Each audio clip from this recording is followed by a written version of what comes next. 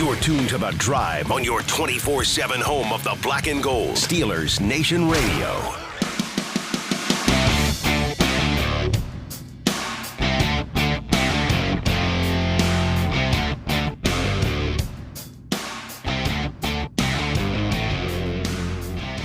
Good afternoon, Steelers Nation. It's The Drive on the Steelers Audio Network. Wes Uhler and Matt Williamson with you here today, of course, on your 24/7 home of the black and gold on this Wednesday. Matt, as we were heading towards the back half of the week, getting closer and closer to our arrival in Indianapolis. And I'm really looking forward to that. The Combine next week. Mm-hmm. Me too. And I'll be honest with you. Today was kind of since late July when you and I have been doing a show together pretty much every day. Mm-hmm. Today was, I think, the first day where I really had to work to come up with some topics. It can be challenging at times. We joke, but 30 segments a week's a lot.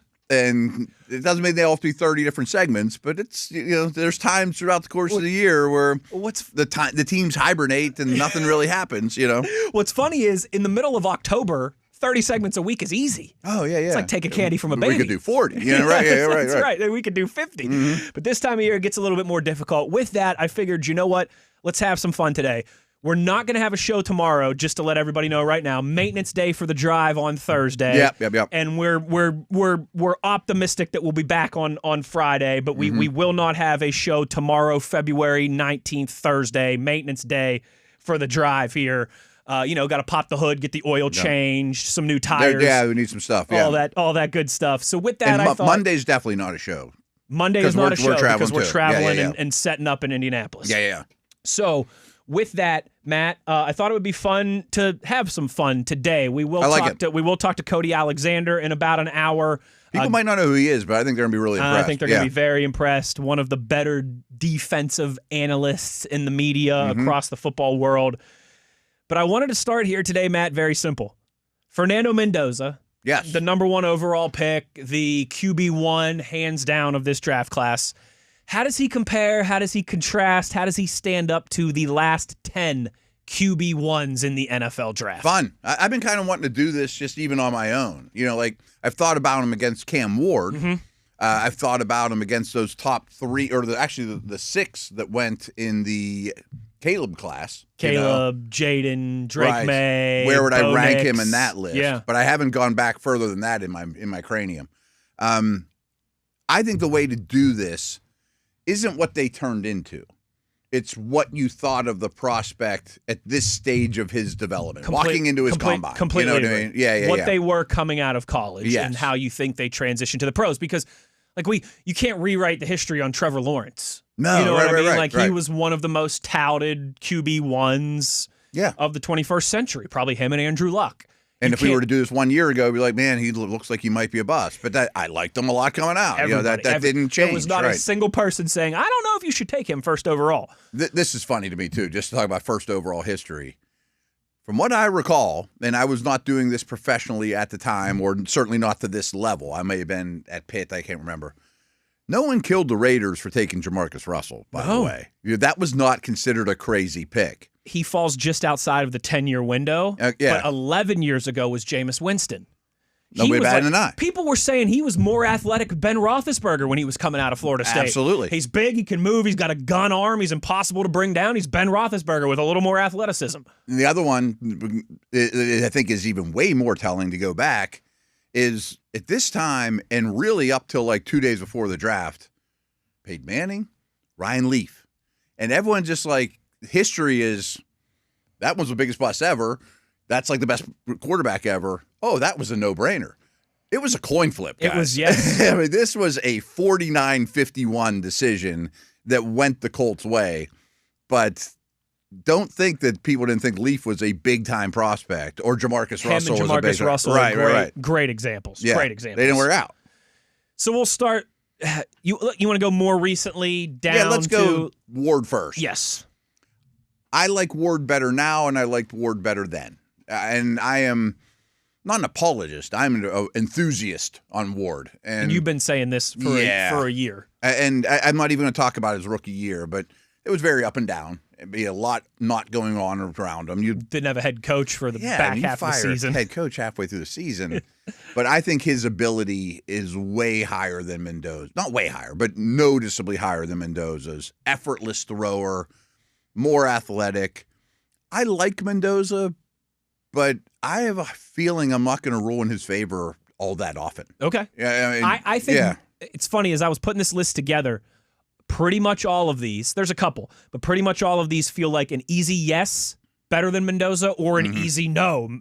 Like there's not a lot of 51-49 splits like you were just talking about. Now, I bet there's plenty of analysts who I trust. Maybe if Dane was sitting here, he'd be like, I have a higher grade on Mendoza than I did Ward just 1 year ago. And I would understand it.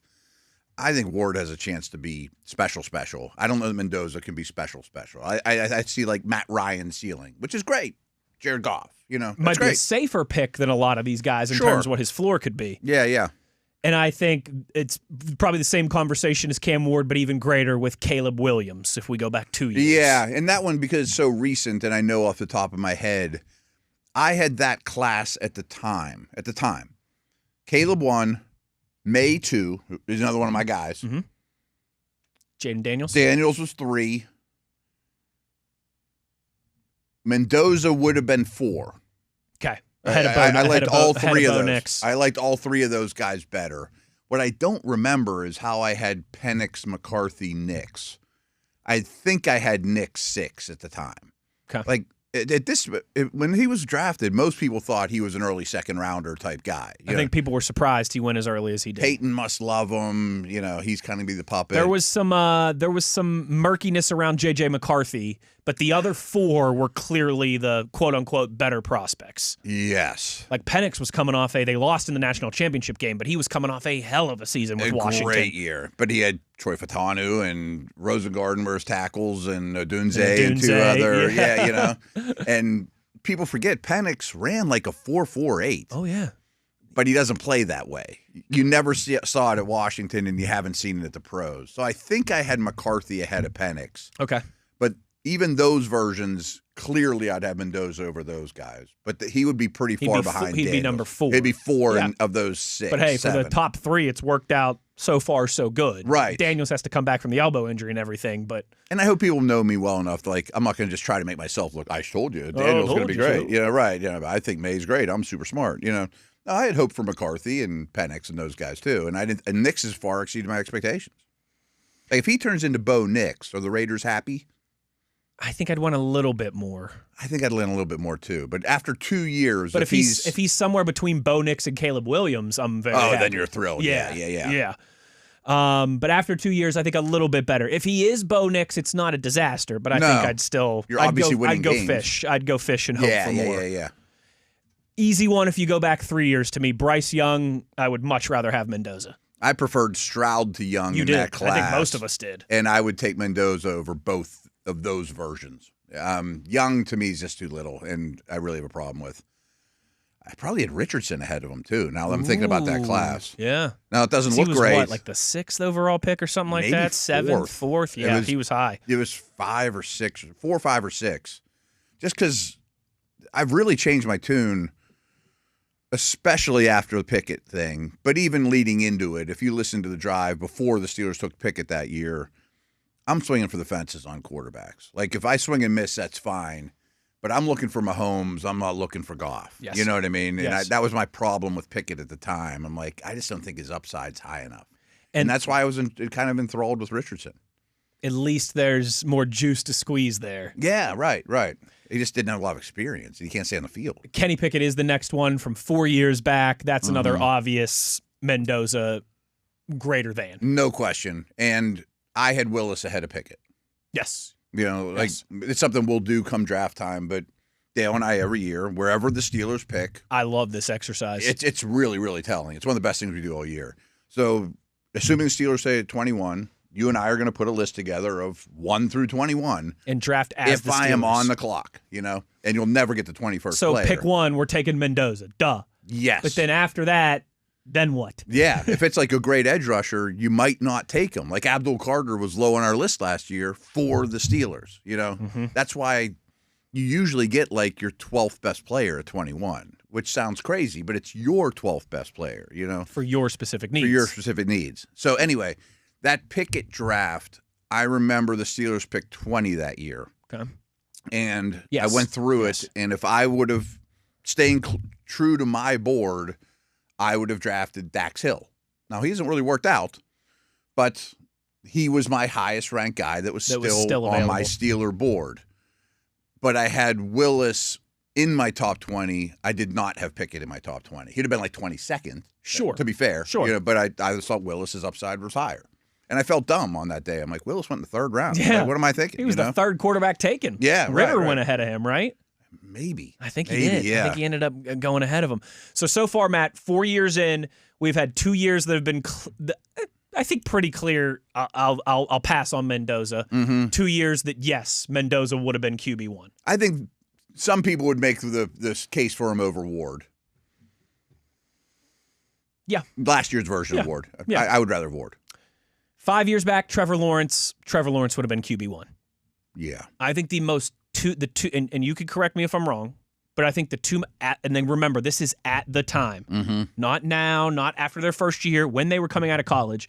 I think Trevor Lawrence and Andrew Luck have been the most hyped quarterback prospects of the 21st century coming out of college. Yes, 100% true. And Luck was about as good a prospect as you'll see. I had some. You can go check the receipts. I mean, Dale liked Fields, he said, when it was said and done, either equal to Lawrence or maybe slightly above. Interesting. And we both had some things we were slightly worried about. He was my number one quarterback from start to finish. You remember, Wilson went to the Jets at 2 or 3. I mean, Fields wasn't even the second guy. But I would have had Mendoza definitely over Fields, definitely over Wilson. I never understood Wilson at all. I thought Wilson... An analyst I trust calls Wilson Pat Mahomes when he's blackout drunk. And that's how he's played his whole career. Yes. Right. Yes. Right. That worked at BYU when there was 26-year-olds blocking for you, but right.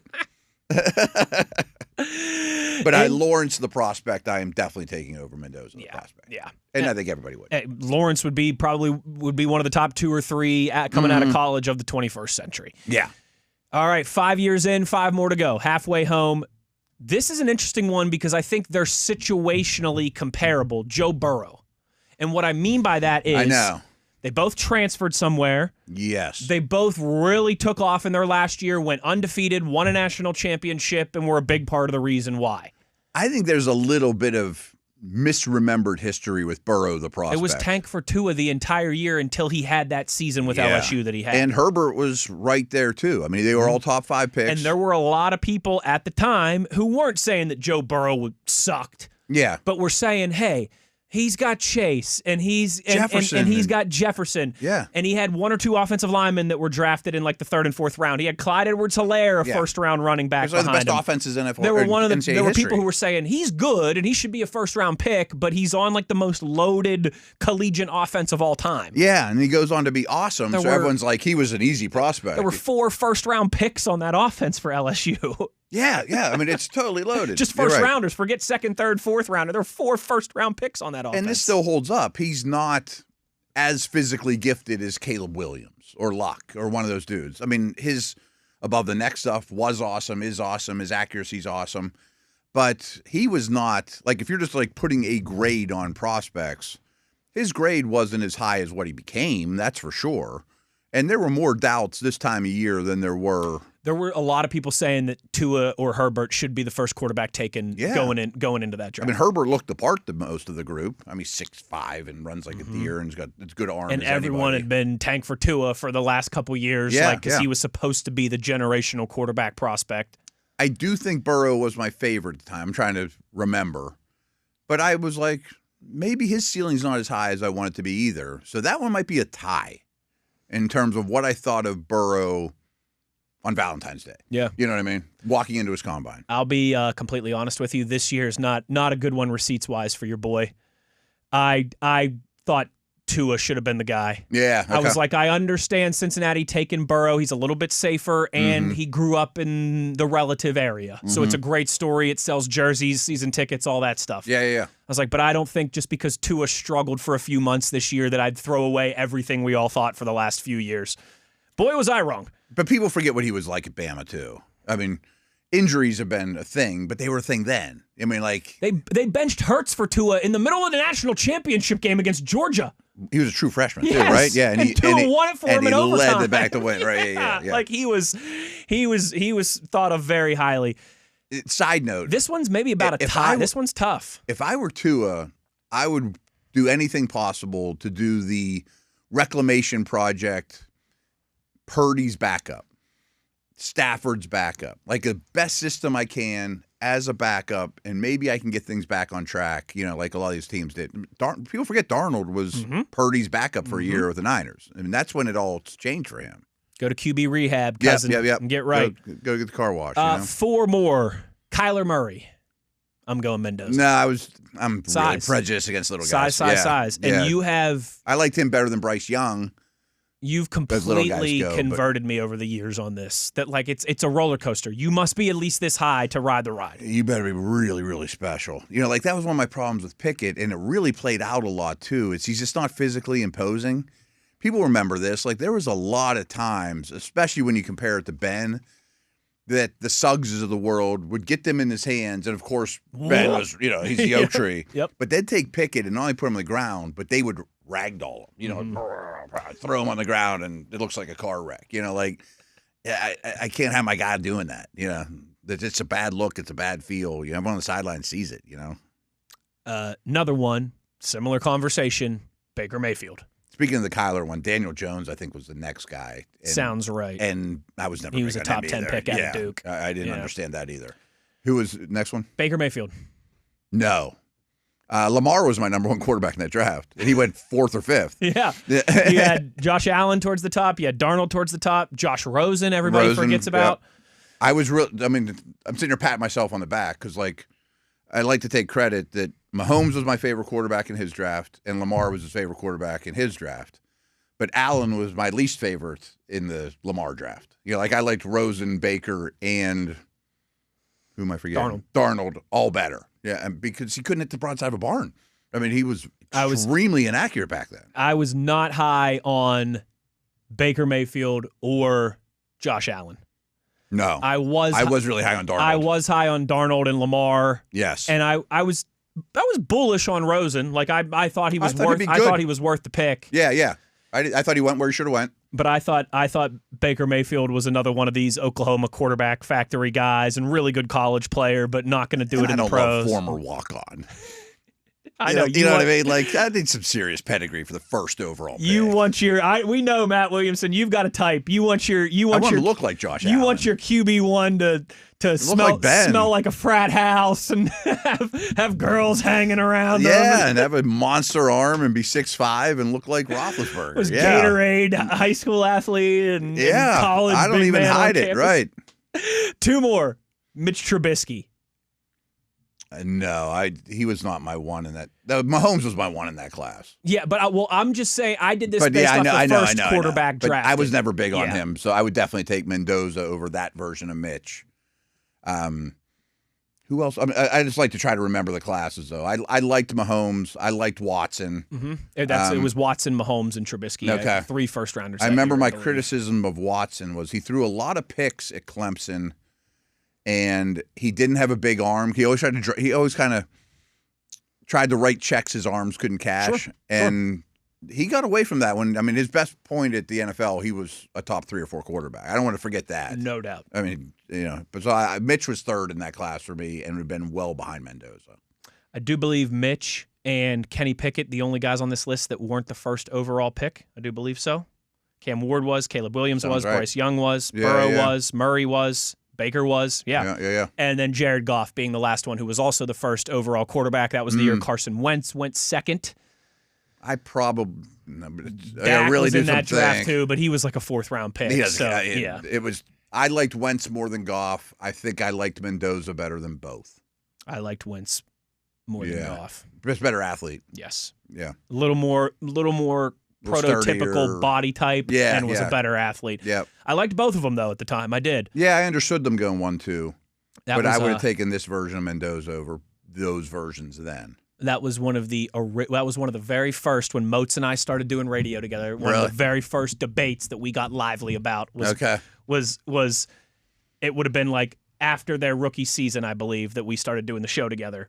And so our one of our first off-season type debates was Goff, Wentz, Dak. Like you can only have one going forward, and he wanted Dak and I wanted Wentz, and he ended up being right in the long run. There were times we had young Jacob Recht producing for us at the time. I think there were times Jacob was worried that Moats and I were going to throw fists arguing about. I wouldn't have thrown fists with Moats. That would not have ended well. I'm betting on Moats. He'd have beat up both of us. Beat the full room. So. I was a little hesitant on Dak for a while, too, because he was an inaccurate college guy. Back then, I didn't believe they could get more accurate. You think you would have gone Goff or Wentz over Mendoza or Mendoza? No, Mendoza. So, last year... But Goff was a better athlete then than he is now. He did scramble around and threw on the move and could buy time. Like, people forget these things. Yes. You know? Last year, we're going Ward. 2 years ago, we're going Caleb. That's two. Yeah. That's 2 no's. But then 2 yeses for Bryce Young and Kenny Pickett. Easily. Trevor Lawrence, no. Right. Joe Burrow.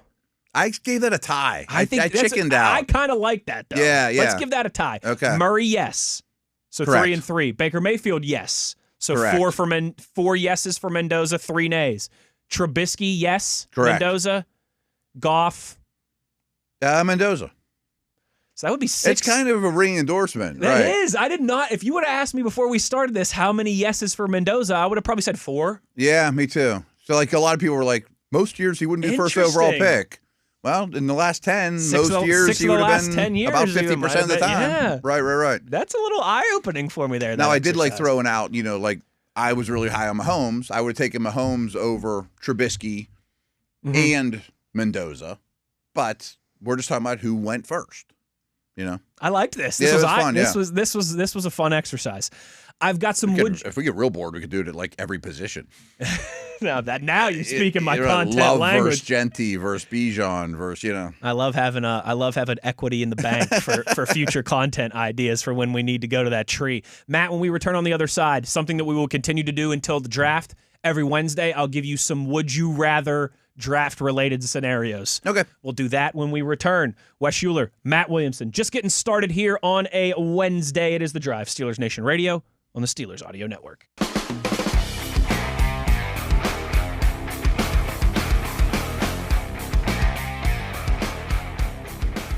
Rolling along here on The Drive on this Wednesday, we are going to have some awesome Patrick Graham conversation with our friend Cody Alexander in about a half an hour.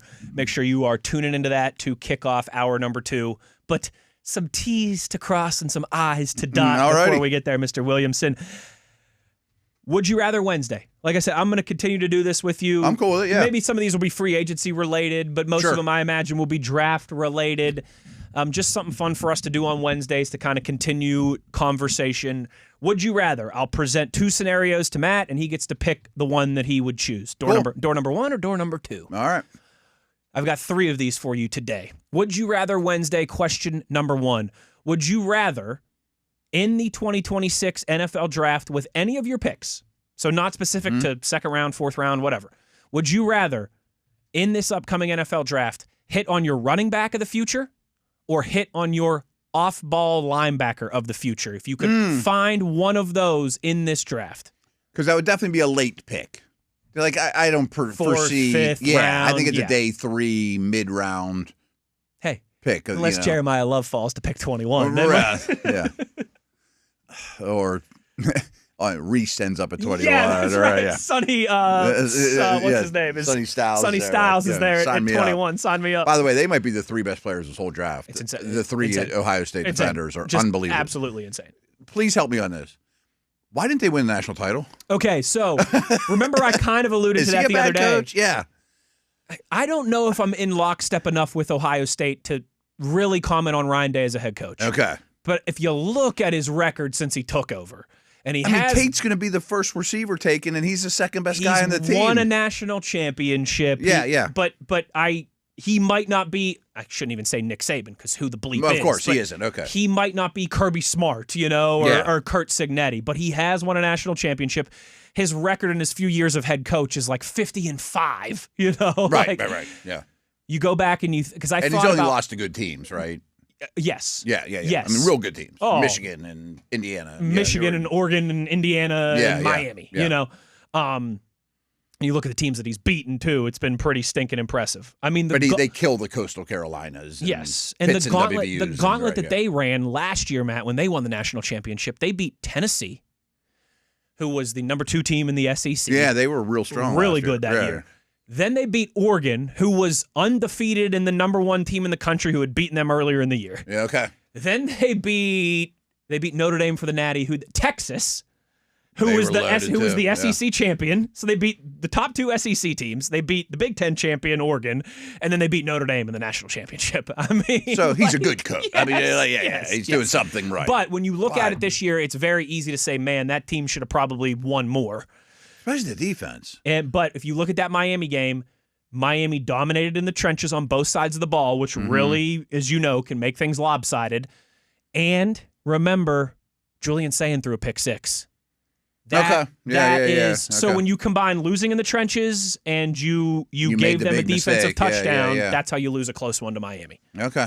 So I just looked at that defense like, how did anyone score? How did anyone score? I mean, especially with Patricia as the defense coordinator. Unbelievable. Too. I mean, tell you one about him as a head coach. But Miami's offensive line had the game of their lives. They were great. Okay. Yeah.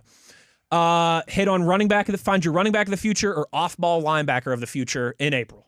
The easy answer is off-ball linebacker because that's just a harder position to find. Longer shelf life. Yeah. Like, okay, Queen leaves after this year, you put him right in there. Even if Queen has a good year. Like, if you would find this dude in the 5th round, you're not going to cut Peyton Wilson at this point. You probably let Queen walk. You get a comp pick for him, and you insert new guy. But I'm going to pick running back for this instance for this team. Because let's say they have a really good rookie running back, you'd be a pretty good offense. And you'd be a lovely nest to drop a rookie quarterback or a Will Howard or whoever it may be into. And I'm picturing that guy as being someone bigger than Warren. Gainwell might be on this team. Caleb Johnson might look better this year than last. I mean, kind of nowhere to go but up. But if you find a legit dude that's not a Pro Bowler, but rushes for 1,100 yards and is on a fantasy starter in the 4th or 5th round, you probably had a pretty good year on the ground. That's a pretty nice start to where you want to be. And maybe you won 11 games in a playoff game or something, Maybe just because we've been in a little bit of a spin cycle at the running back position over the last few years too. But I would love to find a guy. It's nice having Lev Bell. I would love even like a Junkins or a Henderson, you know what I mean? Who just, you look at him and you go, all right, that guy's going to be around for a while. Yeah, he's really good at what he does. Yeah. I'm trying to think of a good example of, the mid-round. Kenneth Walker. Yeah. I'm trying to think of like a 4th rounder, though. Like Chase Brown for the Bengals, but maybe a little bit better version. Like if you got that guy. Alvin Kamara. Yeah. Oh, okay. Well, now you're talking. That's an extreme example. Yeah, right. I think he was a 3rd rounder. He was a 3rd, but still, it's in the neighborhood. Would you rather Wednesday? Question number 2. Omar Khan comes to you, Matt, and he says, we got 12 draft picks this year. That's too many. We got these 3 third-round picks. I want to get aggressive with one of those.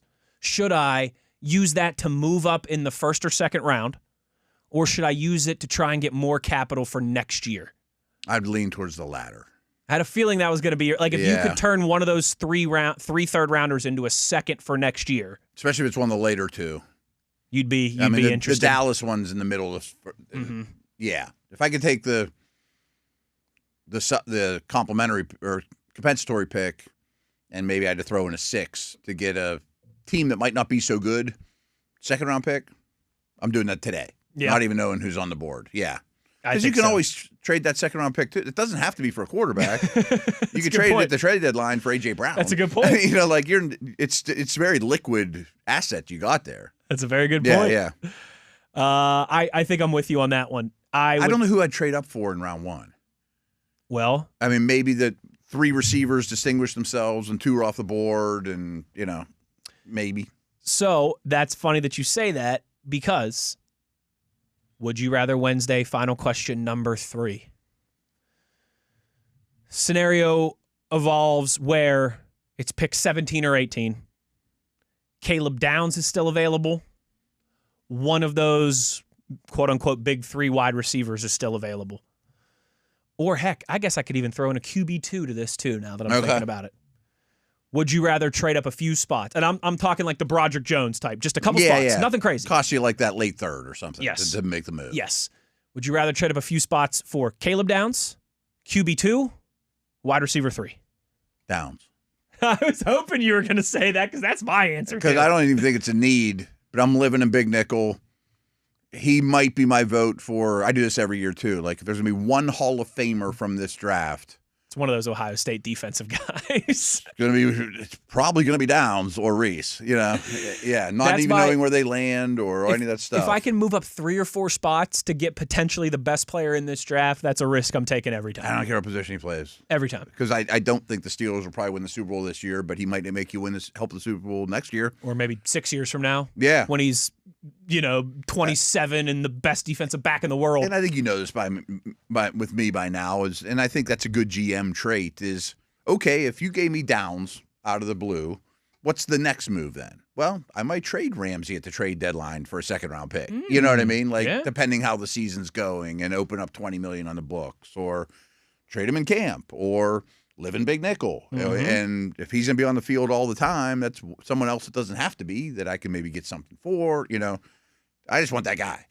Yeah, I just want that guy. There's a couple dudes who once in a while, it's like, I just want that guy. I think of all the prospects by the time we get to the end of April, I think he'll be the one that we're most in love with. I think I'm going to say him or Reese is the best player in this draft, and Love might have a chance at it too. But like Mendoza should go first, but Mendoza's not better.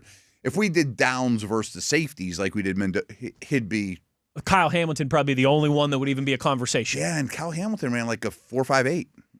There was a little bit of, he went in the middle of the first round. Yeah. We're talking like Sean Taylor. Yeah. Like big time prospects. Yeah. That's our Would You Rather for this Wednesday edition. We'll talk a little free agency when we return to close down the first hour. Our buddy Cody Alexander leading off hour number 2. A lot more good stuff to get to today on The Drive. Uhler, Williamson, Steelers Nation Radio on the Steelers Audio Network.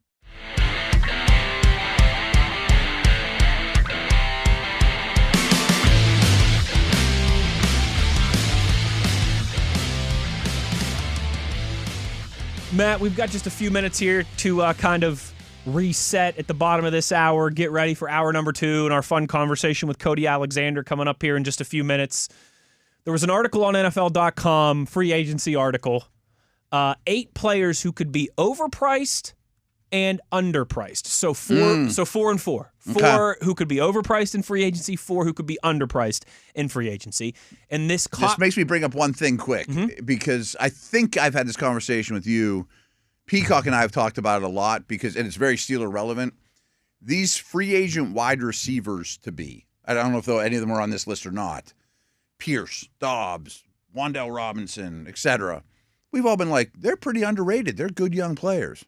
They're about to be all overrated. Because, when you see the contract come across. It's the Aaron Smith. And I don't think Aaron Smith is overrated now by any means. But we spent decades and decades and decades everyone saying how underrated Aaron Smith is. Eventually you're rated. Now he's properly rated. I think everyone now appreciates how good that guy is. Yeah, Steelers Hall of Honor. Anybody anymore. I don't think he's not going to Canton, but he's in the Hall of really good. Right. I think everybody listening knows. Yes. This list caught my eye because there's a guy on the overpriced side that we have mentioned many times. There's a guy on the underpriced side that's a Pittsburgh Steeler. Okay. So let's start with the overpriced side, and leading off the list, Malik Willis. I knew he'd be on there. I just disagree. I mean, the cap's going up so fast. I don't know what he's going to get. Like, if you go to Spot Track, he's going to get $10 million. No chance. No way. No chance. No way. I mean, he's going to get 20 to 25. I would say between 20 and 30 would be my kind of blanket guess. Now, what I'm guessing is the teams that are interested aren't real attractive landing spots, though. They're like Arizona, Jets, Browns, Miami. So if the Steelers were really interested, I'd rather play for the Steelers than all those teams. Maybe you can get him for 80 cents on the dollar if he doesn't want to go to a dumpster fire. Or at least if you match their offers, he should say yes here over those teams. You're not fighting, playoff teams for him. He's an interesting one. But he's going to get a lot of money. He's going to get a lot of money. Because he might be the answer. That's all that matters. He might be the answer. And he's going to get a lot of money, but not the type of money that if you whiff on him, if he ends up not hitting, then it buries you for a long time. With all respect to Rodgers, that's still my favorite avenue right now. Yeah. Like 2-year deal at $40 million. $48 million. $48 million. Maybe some incentives in there. Mm-hmm. It's the major inflated version of the Fields to the Jets deal. I think he got 2 years, 20 each. And you could get out of the second one. They're about to. Not too bad. You paid a lot of it up front.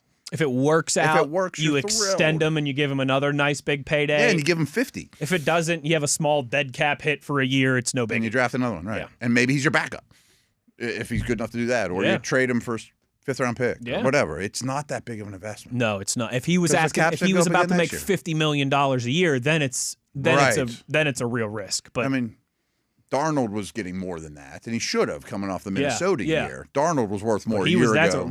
Giving Sam Darnold $100 million was a risk. It's one that clearly paid off and worked, but let's not change our tune of how we were all talking a year ago. Of course. 3 more names on this potential could be overpaid list. Jamel Dean, corner from the Bucs. Could be. I don't know a ton about him. Kind of a nondescript player that's good, not great. He's turned 30 and has some injury history. Yeah, I was going to say age is not working in his favor. But I bet, just a hunch, I mean, this is off the top of my head, that if we talked about whoever the highest paid corner that actually hits the market every year, probably is on the overrated list. Yeah. There'll be a lot of teams. Supply and demand, baby. And he's going to be high on the cornerback list, so he's going to have 5 teams after him, which means he's probably going to get overpaid. Dan Moore Jr. Exactly. Doesn't mean you're not a good player and you don't belong on an NFL field, but or you're not worth the money. It's a terrible contract. It's a little bit right? more than you're probably just pure value. You're worth whatever you get. Yeah. Yeah. Exactly right. That's what the free market dictates, baby. Yeah. 2 more on the could be overpaid list: David Edwards, the guard from the Bills, and Kyle Pitts, the tight end from the Falcons. Yeah. Edwards is a piece in a really good line. They probably won't cry to lose him. They'd probably rather have the 3rd-round comp pick, like the Dan Moore situation. Pitts, I think we've talked about this. We have. And they're saying if they don't franchise tag him, he'll be the top kind of playmaker at that position, and so someone will be tempted to overpay for someone with too much cap space. And I think we're all kind of hoping that he's the Florida version, and I don't know that he'll ever be that guy. Like, I don't know who's ever going to be worth a top 5 pick. No. And to be fair, there's probably not many tight ends throughout history that we would say would be. Right. You better be Gronk and Kelsey and... Yeah. Maybe Bowers, and he didn't go in the top 5. Yeah. All right, 4 who could be underpriced, and I'll start with the Pittsburgh Steelers connection, Kenneth Gainwell. Sure. I don't know what he's going to make. I've been really kicking this one around, and contracts aren't my specialty. Like, if you said you could get him for 5, I think Warren's making like 5 or 6. I think like 5.5 sounds about right. I'm thinking he'll get a little more than Warren if he hits the open market. 2-year deal at 14. Mm-hmm. I don't know if I'm interested in that or not. But I wouldn't blow me away either if the Titans or someone that has so much money is like 2 years, $18 million, and then he should be on this list. Because who cares? Right, who cares? Yeah, we're overpaying for him, but we got the money to do it. We have to spend it. And, that's the thing people don't realize. You have to spend it. You have to at least hit a floor. You have to hit a floor. So, okay, we are overpaying a little bit, but he makes Cam Ward's life a little easier, dumping him the ball out of the backfield, so we don't care because we have monopoly money. That's how, like, there's been some of these struggling NBA franchises and some of these struggling NHL franchises where it's just like it's a nice kind of retirement landing pad for some of these guys to get a last payday. Yeah. Because they have to hit the salary cap floor and they're going to give you a couple million extra to come be part of a bad organization. So super quick, I had this conversation today with Marcus Mosher. He's been on the show here. He does Locked On Cowboys. And we're talking about Breece Hall. And we're like, why would they franchise Breece Hall? It sounds like they're going to. They're not going to win anything this year. Running backs don't help you win because they can't spend their money anywhere else. They gave all their good guys they traded. Right. They have nowhere else to spend it. They have the second most cap space in the league. So Marcus mentioned, he's like, well, what they'll probably do is they'll give Hall a 3-year deal and give him like all the money now, so it hurts their cap now. And whenever they stink at the trade deadline, they'll trade him for a 3rd-round pick as opposed to a 5th-round pick because the salary's going to be so beautiful and to the Chiefs. And it doesn't hurt your cap next year. It just gets you extra draft capital. And the new team's like, great, we get Breece Hall Makes a ton of sense. pennies on the dollar that you guys paid all the money. Makes a ton of sense. Jets are like, we get a better draft pick out of it. Matt, we got like 2 minutes left. Yeah. Two off-ball linebackers on this list of could be underpaid. Nakobe Dean from the Eagles and Leo Chenal of the Chiefs. Chanel's a certain type of guy. I mean, he's like a banger, 260 throwback, can play on the line of scrimmage. But I see where they're going with both these players because both those teams have had a lot of linebackers. So they're not even always like every down players since they've been there. You know, Zach Bond comes out of nowhere and is never leaving the field. They draft Jahad Campbell in the first round, and he's good. So, yeah, they might be hitting, especially Dean, might be hitting their stride, as we often talk about linebackers, at the right time, or the leader of their new team that never leaves the field type guy. I can see that. Yeah. Yeah. He's one that... Particularly Dean. Yeah. He's one He's that, like, more modern day. If you tell me a scenario that Queen is no longer with the Steelers, and he'd be one that I'd be interested in kicking the tires on. If they chose to cut Queen, I'd be like, call Dean. Yeah.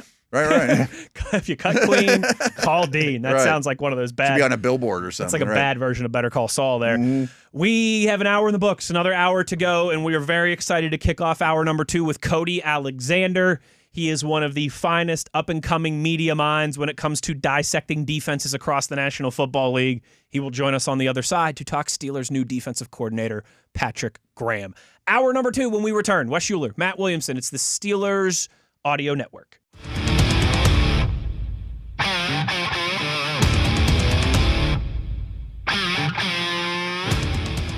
Hour number 2 here on The Drive. Into the phone lines we go, and we are very excited to introduce our next guest to Steelers Nation, Cody Alexander, MatchQuarters.com.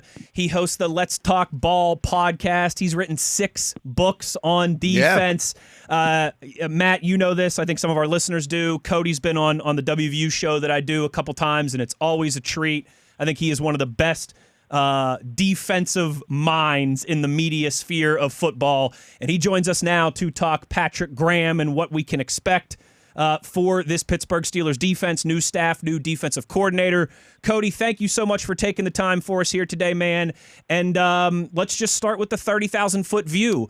Before you do, if you don't mind, Cody, I just wanted to let you know that, to be flat out honest, about a year ago, I was unfamiliar with your work, and I just kind of, I don't know where I got light of it, but I immediately signed up for your email, which is free. Everybody can do it. And I'm like, there's so much good stuff in here. And then I joined the Substack right before the season or whatever, too. I'm like, I'll gladly pay for that. It's great information. I urge all of our listeners to at least check it out. Well, thank you very much. I really appreciate it.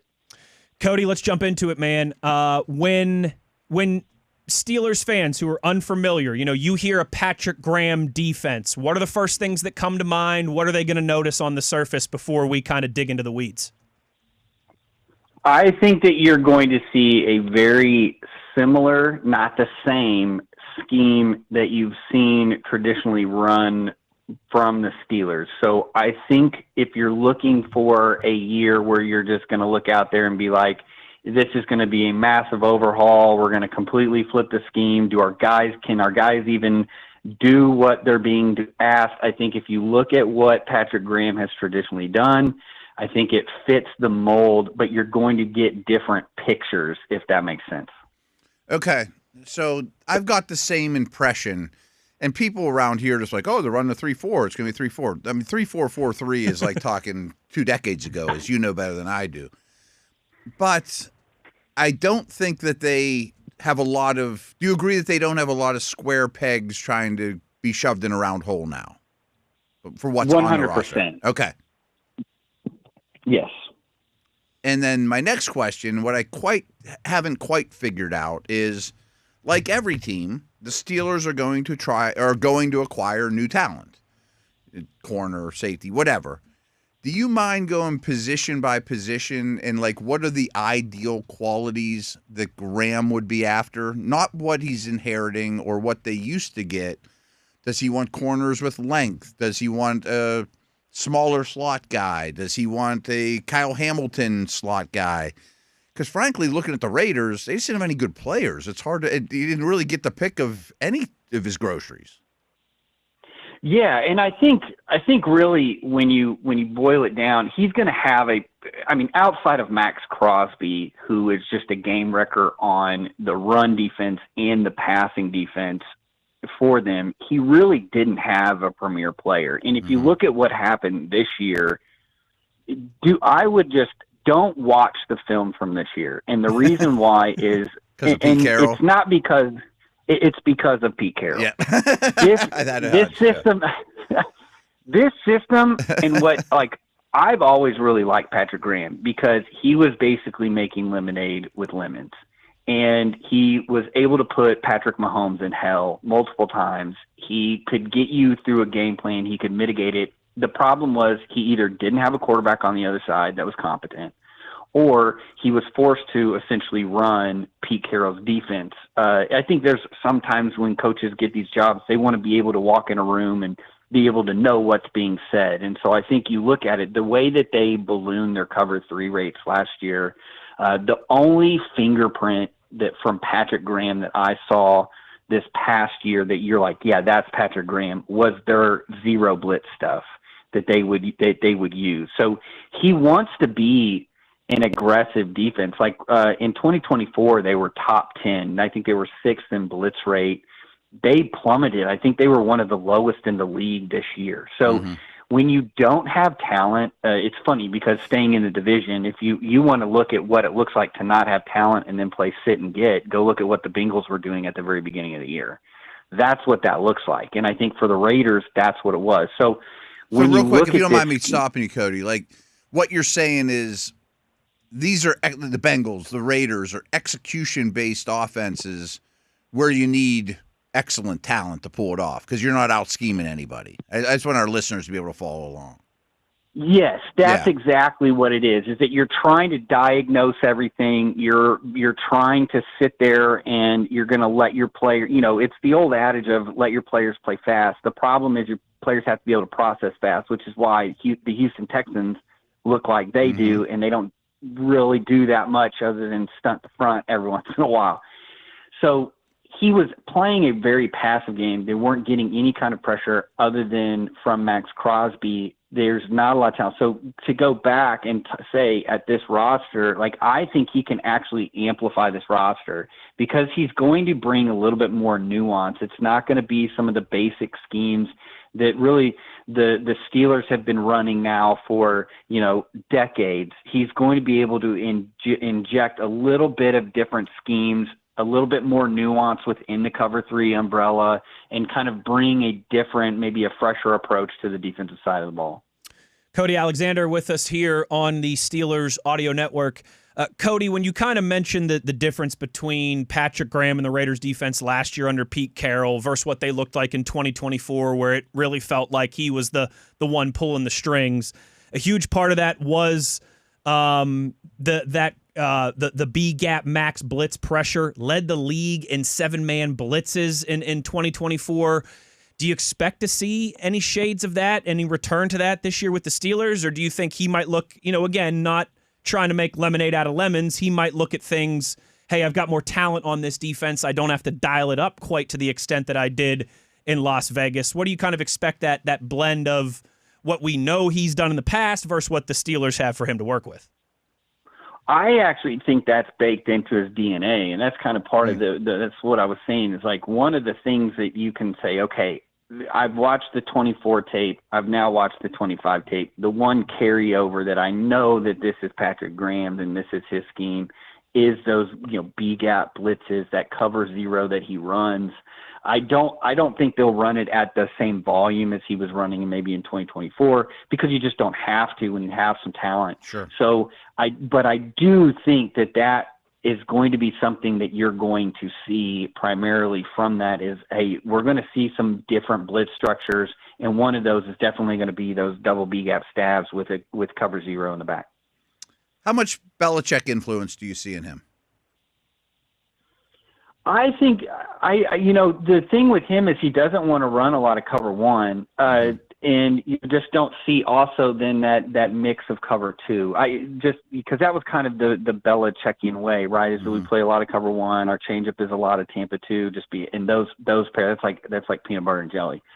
So I think he's kind of been able to really build nuance within his cover three. I think Ted Wynn did a really good article for The Athletic. Was back in 2024 of talking with him about how he kind of changes week to week with where That's they're kind of where I was attacking. going with it. The adaptability week to week is a Belichickian theme. Now that is, so what structurally, when you're like, okay, can I find some things? I think structurally they're a little bit different, but the adaptability and the nuance week to week and having this game specific for the opponent, yes, that is 100% a Belichickian way of looking at it. Cody, I want to ask you about two Steelers specifically. Seems like we've already this offseason spent some time discussing these guys, and I'm sure we will continue to do so. Patrick Queen and Jalen Ramsey, and kind of balancing their performance, their age, their cap hits with what the Steelers do in this Mike McCarthy, Patrick Graham, Brian Angelico kind of brain trust heading into 2026. When you look at guys like Queen and Ramsey specifically, do you think Patrick Queen could move on from these guys, free up some space, use some resources elsewhere? Or do you look at it and you say, you know what, before the Steelers maybe kind of do anything, I don't know, drastic is the right word, but maybe major in that regard, you'd like to see these guys with Patrick Graham first in this new look defense before you start to shuffle a bunch of chairs around? I think if there's one guy, if you're like, look, we can only keep one, let's get rid of one of them, I think you could probably live with Patrick Queen leaving. Now, he does want to play some base defense, so you do need to have an adequate linebacker behind him. But I think that you already have a linebacker that I think can be pretty dynamic in Peyton Wilson. So I think you can find market value in free agency at the linebacker position a lot quicker than you can at like a position like nickel, which is where Jalen Ramsey. Now, the only caveat with that is how much outside corner is he going to play? Because I think you're paying him almost over $20 million a year. You go look at what does that look like at the nickel market, and the nickel market's really a little bit over $10 million a year. And we saw that last year with three high caliber nickels getting 3-year, $30 million plus contracts. So that is a little bit inflated. But if you're looking at him more as like, hey, we plan on having more of like a Devin Witherspoon type of deal with you, where you're going to play outside about 70% of the time. We're going to play a little bit of dime and kick you inside. I think then you justify that contract. And really elite corners are hard to find. I think him being in a more zone-based system helps him out just because of with age and then his just acumen around football and being able to play kind of that zone-based defense that Patrick Graham plays. So between those two guys, that would kind of be where I would settle. So I just mentioned that 3-4-4-3 is 20 years ago speak, and I very much believe that's true. But I think this is the easiest way for our listeners to understand it. Is I don't believe Keanu Benton is by any means a nose tackle. I think to me he's much more of a 3-4 defensive end. Now I'm not suggesting they need to go get Casey Hampton, but do you think this new scheme would benefit from a more nosy-ish guy so Benton could fill the role he's better to play?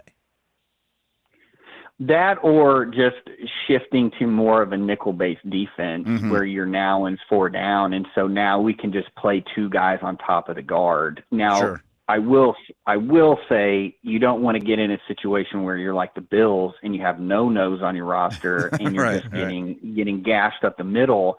But I think Denton is one of those where he's kind of the size of a nose, but he's really more of a quick twitch guy.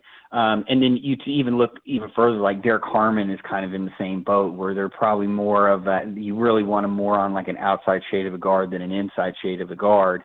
But yeah, I think that you've seen too, what are the elite defenses in the NFL within the past couple of years? It's elite interior defensive play and primarily having kind of a nose that can really hold it down. So I do agree with you at some point. You've got to figure that out. The 3-4, to your point, is really more or less we're trying to get 5 guys on the line of scrimmage.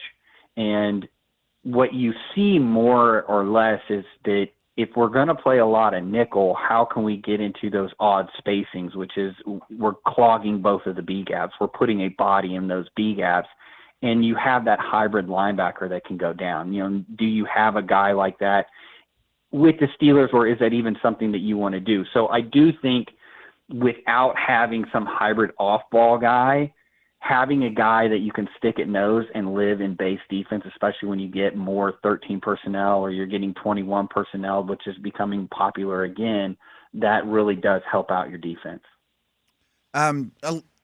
Two more things I got for you. I guess they're kind of related. I don't want to let you go.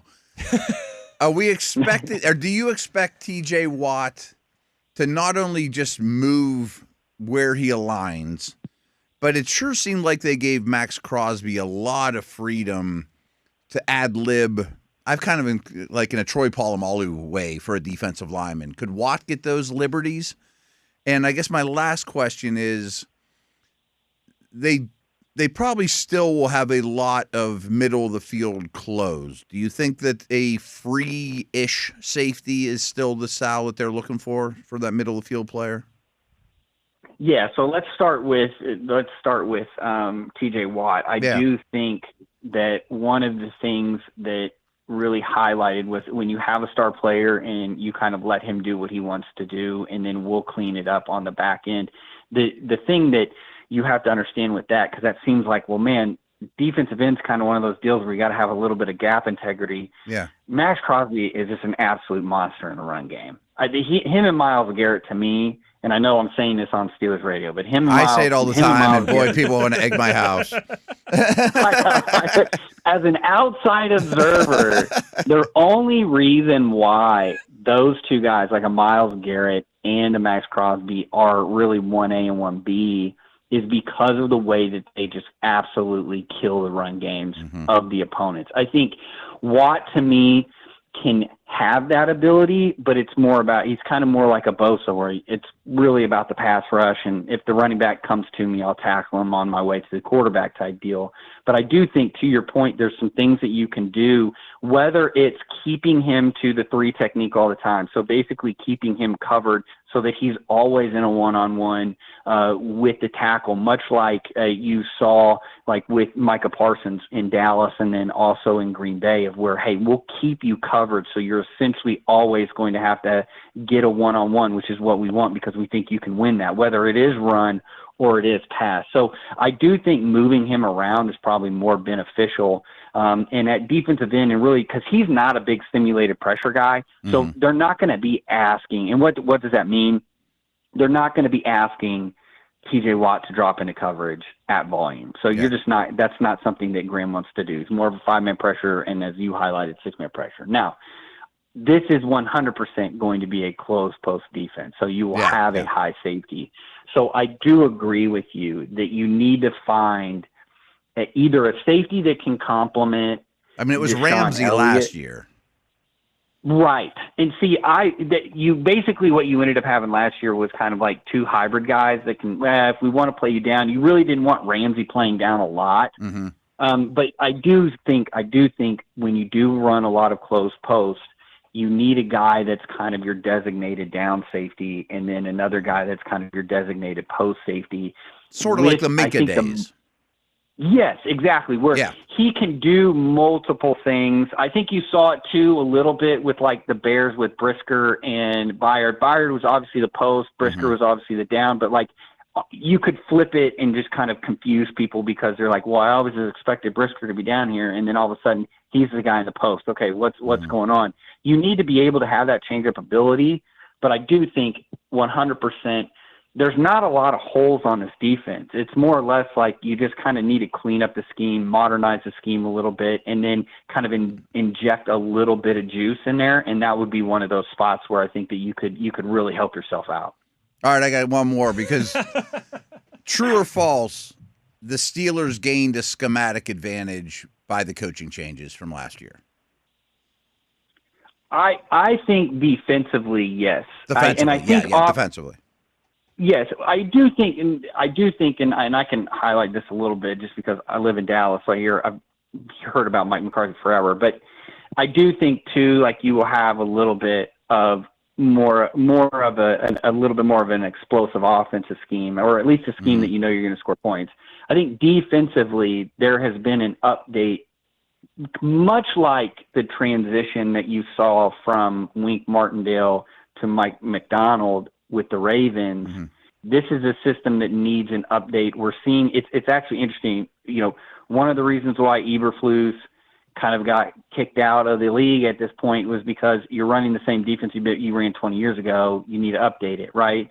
We see this with Dan Quinn. Dan Quinn said, "I've got to update this. I've been running the man-centric Pete Carroll system now for 20 years. I need to update it. I'm going to go with Durante Jones, who's running basically the Fate Smelter 5000 defense in Minnesota."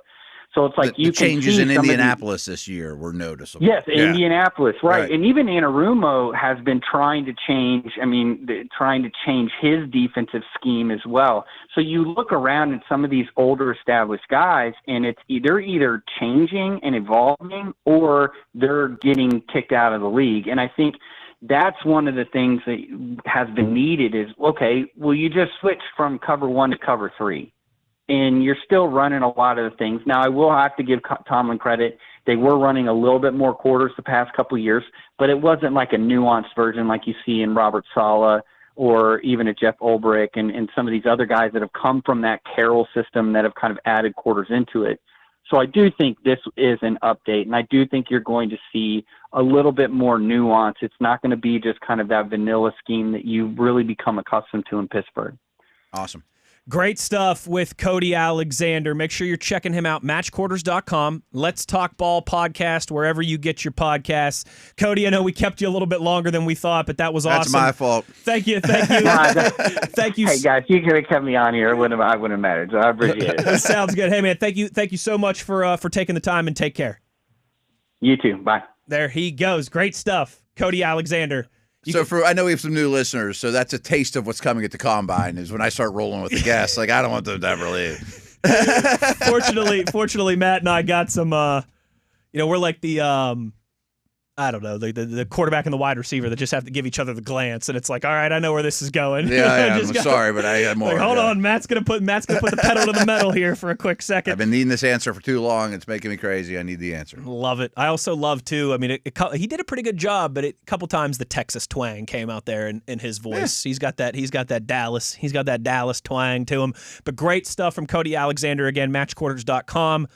He's written 6 books on defense, puts out all kinds of daily clips and podcast stuff.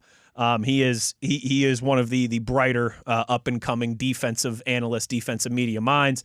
And thank him very much for the time here with us today to talk a little Patrick Graham. We will be back. We'll continue some conversation, some free agency stuff, some more on the other side. We'll get to some of your tweets here in hour number 2 as well, so you know where to find us if you want to get involved. Wes Uhler, Matt Williamson, it is The Drive, Steelers Nation Radio on the Steelers Audio Network.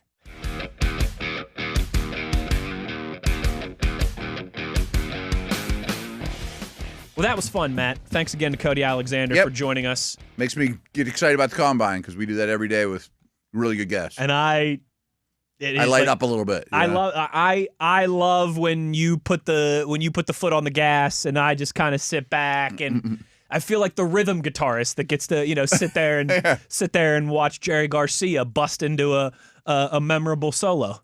Well, he's the lead guitar, so that's the beauty of it. Well, that's true. Right. Just set him up, I guess it's like another version. Like a lot of things I've been trying to describe to the fans. Mm-hmm.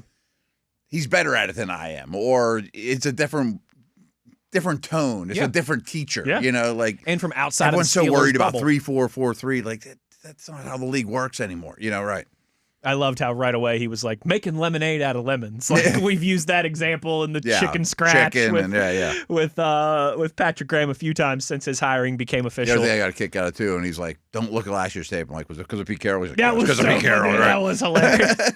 I tell you what, folks, you get a couple of these dorks together and they start syncing up their brain think. It becomes one big defensive think tank. Pete Carroll's his boss. He wants to run boring old cover 3. He doesn't have much choice. That's my boss. Hey.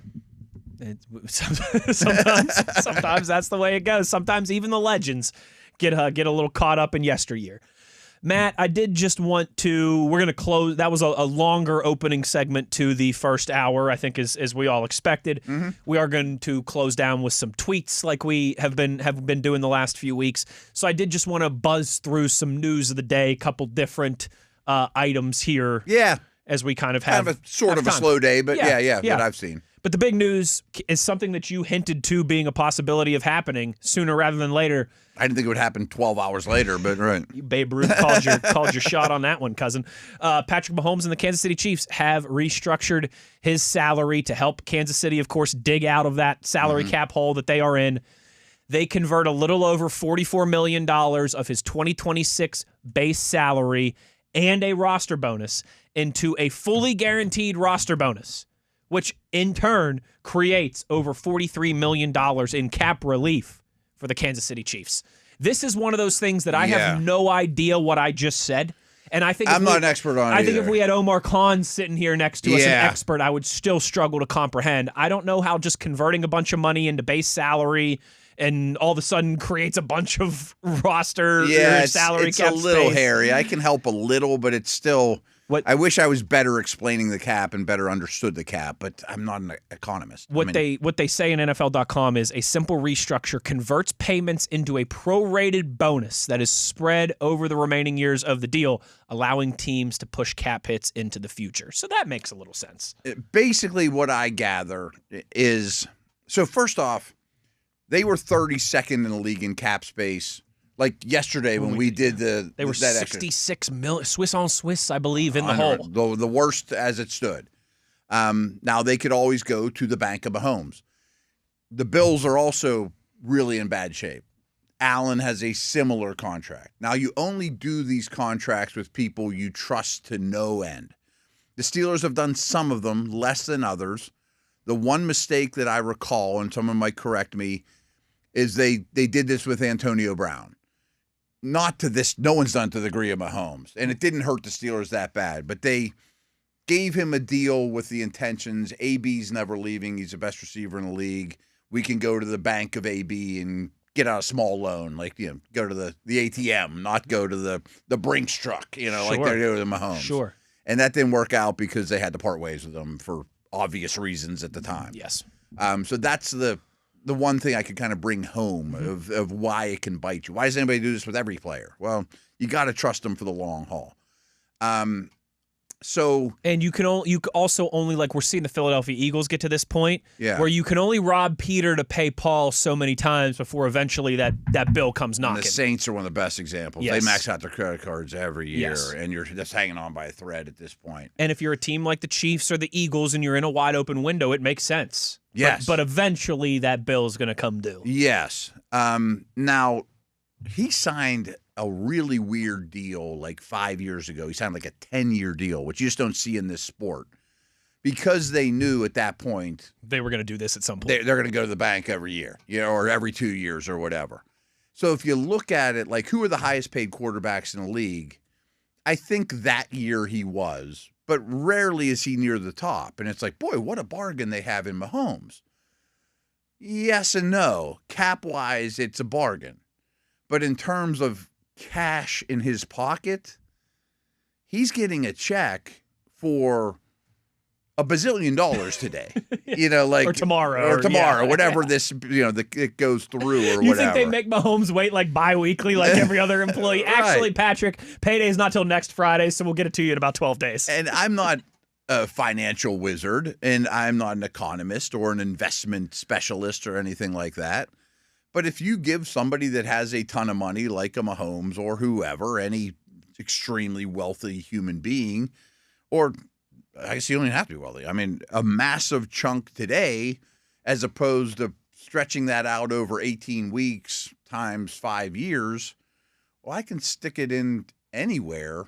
The most boring, some financial people are rolling their eyes at me because this would be like my wife talking about cover 2 with Cody. You know what I mean? Like this is not my specialty at all. But like even if you just bought a bond or you just bought mutual funds with that $50 million check, what's it going to be 4, 5, 6, 7 years? The interest, from now? Yeah, right. I mean, just getting it now in a huge chunk is way more valuable than getting it over the course of the 10-year contract.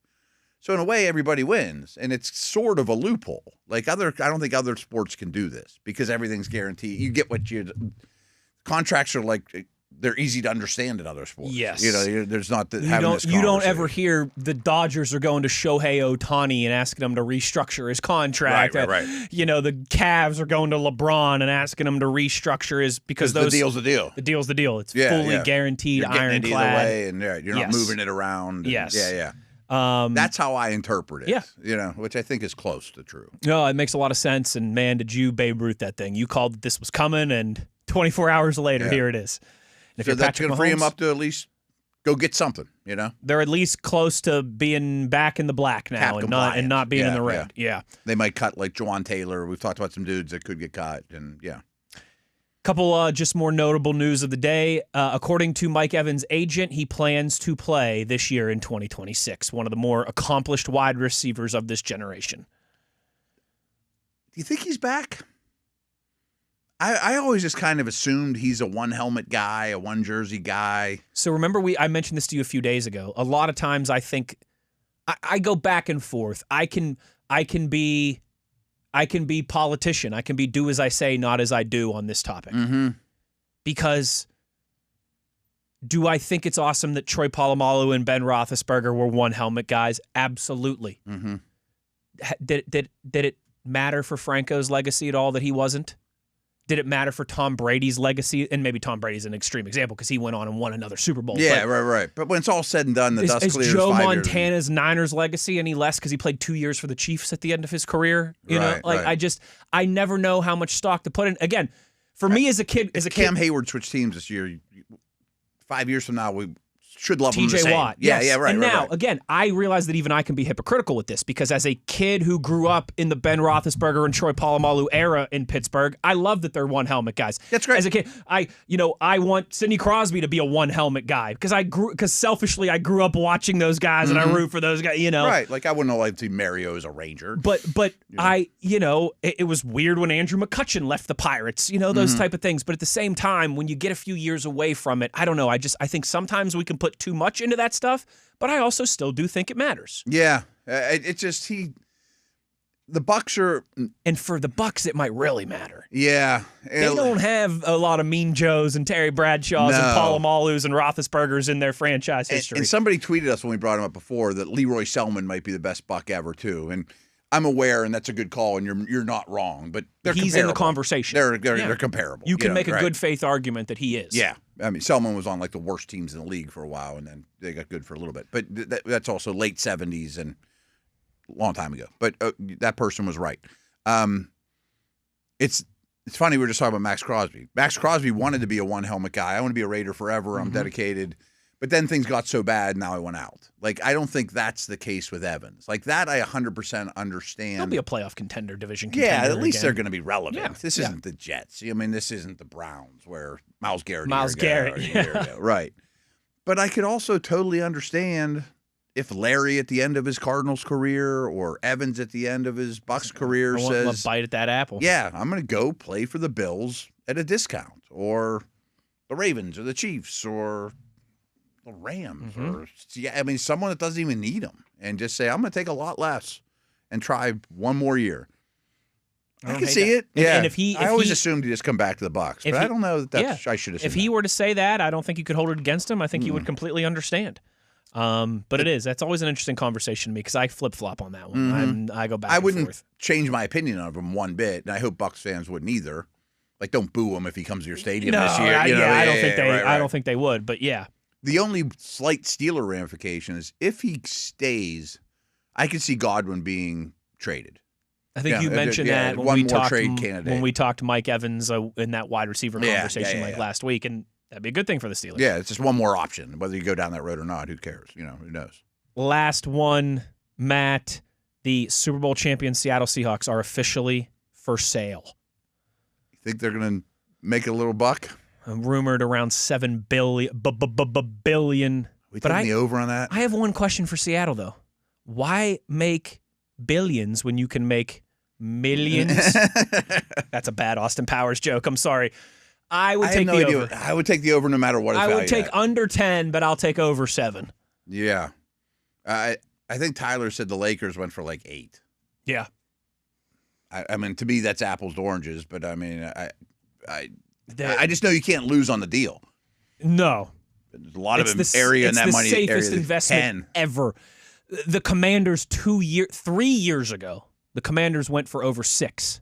That was 3 years ago. They're the best example ever. Because now, that's a bigger market than Seattle, but right. they were at the bottom. Seattle's world champions, Super Bowl champions. The Commanders, the football team, the whatever the heck they were at the time, were a disaster. I bring that up all the time because when Schneider bought the team, I forget what they paid, but it was like $1 billion or under. I mean, it was pales in comparison to what they sold it for.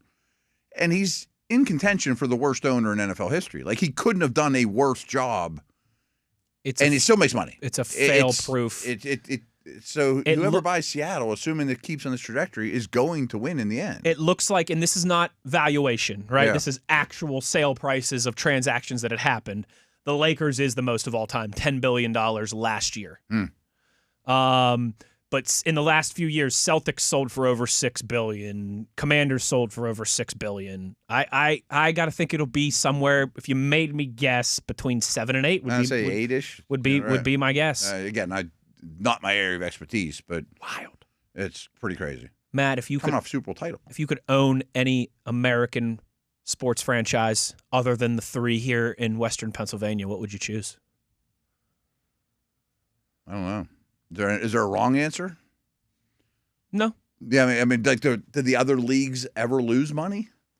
I mean, maybe some areas in like hockey, I would think is probably tough. But even like Buffalo. Think about that. FSG, when Mario sold the Penguins a few years ago, it was close to $1 billion, and then they just got sold again a few months ago, and it was like 1.5.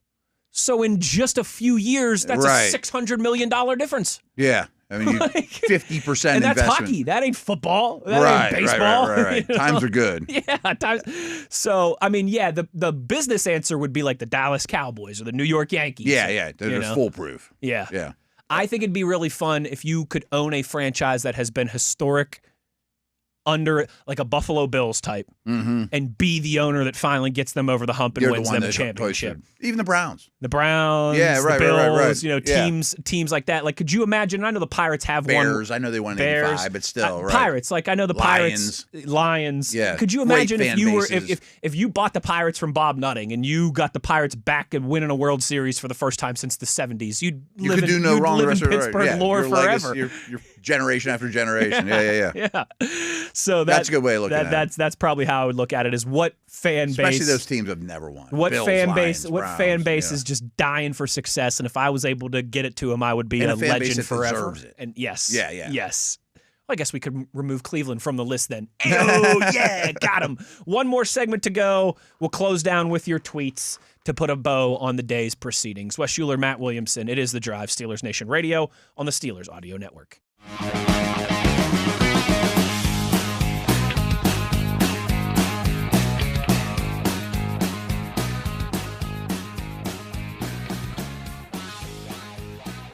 Closing down another award-winning edition of The Drive here on the Steelers Audio Network, and we will do so with a few of your tweets, as many as we have time to get to before we get up out of here. Andrew tweets us. This is something we talked about a few weeks ago, or maybe when we were I think it was, we did like a kind of just off-season overview for each. I think that was 2 weeks ago, I want to say, and we kind of spent 2 or 3 minutes talking about each team and their cap space and their big decisions and that type of thing. One of the things we discussed when we talked about the Jacksonville Jaguars was what they're going to do with Travis Hunter. Yeah. And it sounds like they are planning to use him as a full-time corner and occasionally sprinkle him in at wide receiver. Andrew tweets us and says, thoughts on this move, and it certainly hurts his fantasy football stock.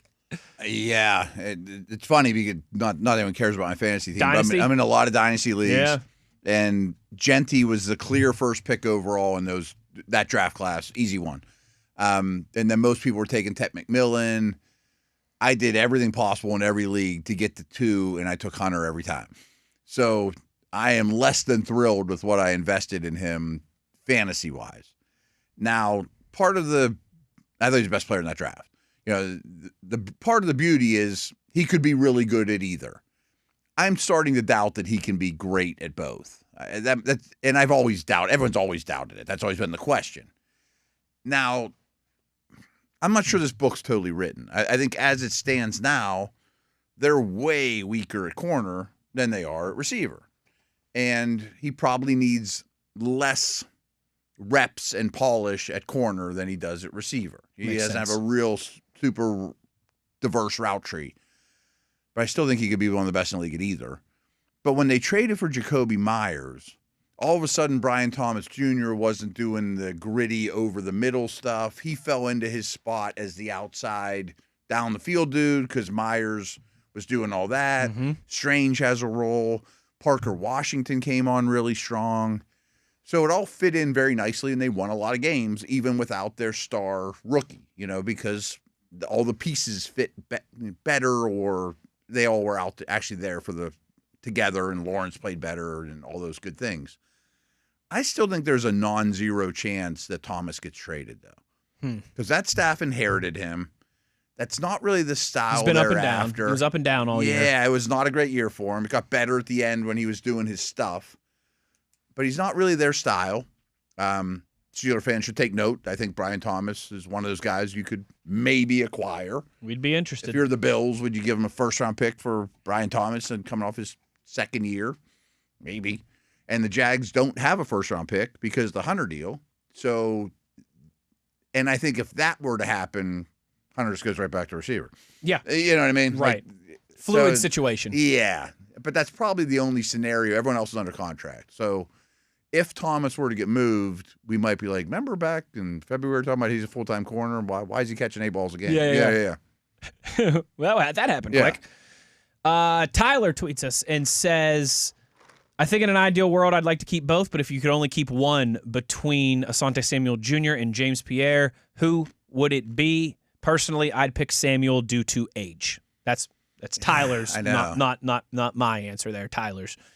We talked about Pierre, was it yesterday, the day before? Yeah, yesterday. Price point would be a big part of this conversation. I assume Pierre's more expensive. I would be shocked if he weren't. I mean, played more snaps. He had a better year. I don't know. Most of this process, I would have always said Pierre, and he would be my first priority, and I'd be talking to him now. And I'm not getting off that, but rewind to yesterday. Age and 1 year wonder at that position isn't as good an investment as his play on the field was. Sure. And I just don't know what Samuel is. I thought he was fine here. Mm-hmm. But it's such a small sample size. Right. I'd love to get both, but that's not the question. I can understand either. I think I'd lean towards I like the risks with Pierre more. Because the risk is it's a little bit more money, and he's not quite as good as he was last year. Yeah. But the risk with Samuel, I think, is greater because there was just such a small sample size of what you saw of him. And do we trust his durability? And he's had numerous injuries. Yes. He's smaller. Yes. Nathan tweets us and says, will each hour of Combine coverage be in the Drive podcast feed, or will it be spread across various shows? I think it'll be spread across various shows.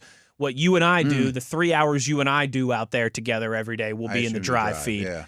But I imagine when Kinger's on, that will probably be in the locker room with him and Max. I'm sure they'll... Like that morning 2 hours I do probably won't be in the Drive. Don't think so. Okay. Don't think so. Yeah, and the morning that I do with Pursuta, don't think so. So I think it'll probably be spread out. But our specific Drive show will still be here, and you'll get a bonus hour from the Combine. Ian tweets us and says, not a question, but Field Yates just put out another mock draft and has Ty Simpson mocked to the Steelers at pick 20. If this happens, I promise you guys I'll throw myself off of Acrisure Stadium. Ian, don't do that, cousin, all right? Come on. It's not that serious, buddy. I don't know. I think maybe by the time April rolls around, we could change a tune.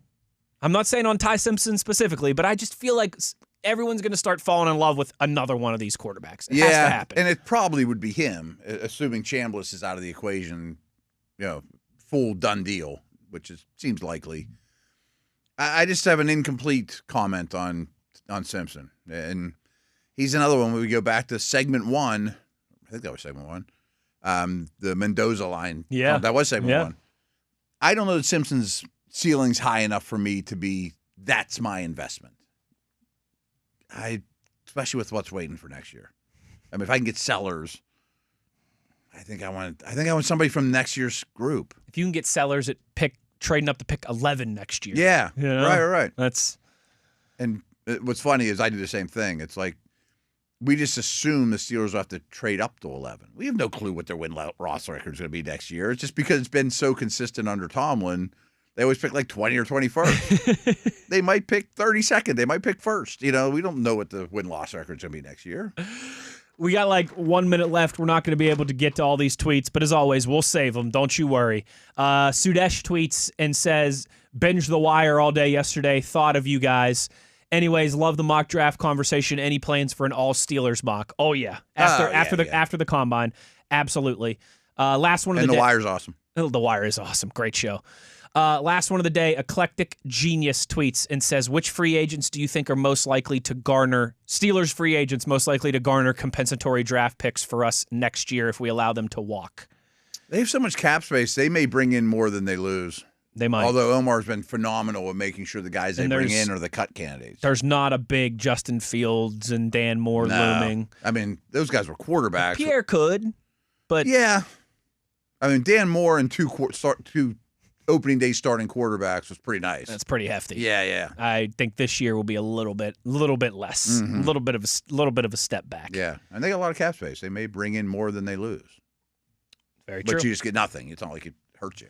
We got some tweets from Todd, from Mike, from RJ. We'll have to get to those at a later time. Thank you guys for participating. I'll bookmark them. We'll save them. We'll get to them soon.